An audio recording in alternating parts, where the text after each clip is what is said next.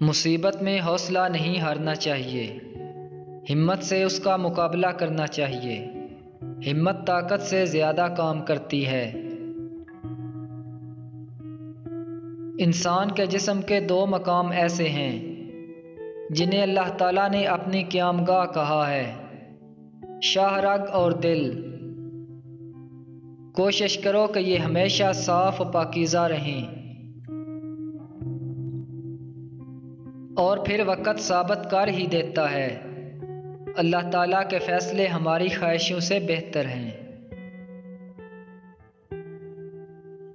جسم کی چوٹ تو وقت کے ساتھ ٹھیک ہو جاتی ہے، لیکن لفظوں اور رویوں کے زخم کبھی نہیں ٹھیک ہوتے۔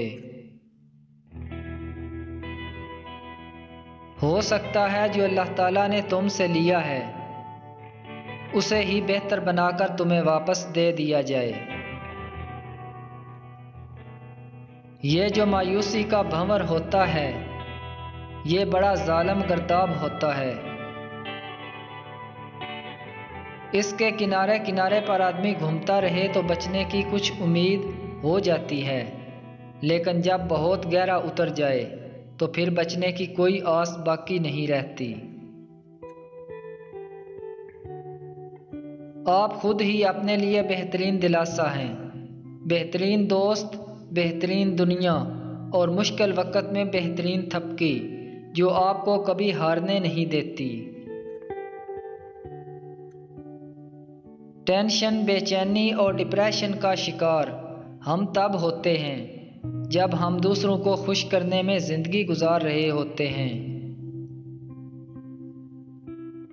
اچھا دوست سفید رنگ کے دھاگے کی طرح ہوتا ہے۔ سفید رنگ میں کوئی بھی رنگ ملاؤ، نیا رنگ بن جائے گا، مگر دنیا کے سارے رنگ ملا کر بھی سفید رنگ نہیں بنتا۔ میں جانتا ہوں میں کچھ تو ہوں، کیونکہ میرا رب کوئی چیز بیکار نہیں بناتا۔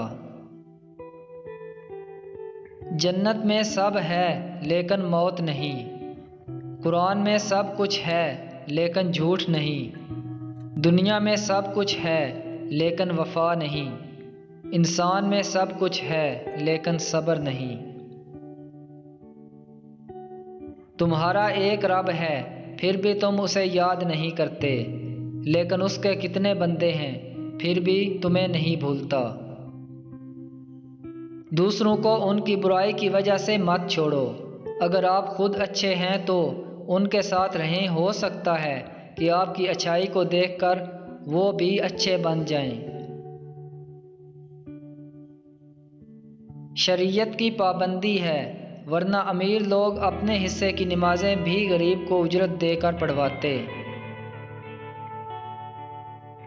دو چیزیں اپنے اندر پیدا کر لو، چپ رہنا، معاف کرنا، کیونکہ چپ رہنے سے بڑا کوئی جواب نہیں اور معاف کر دینے سے بڑا کوئی انتقام نہیں۔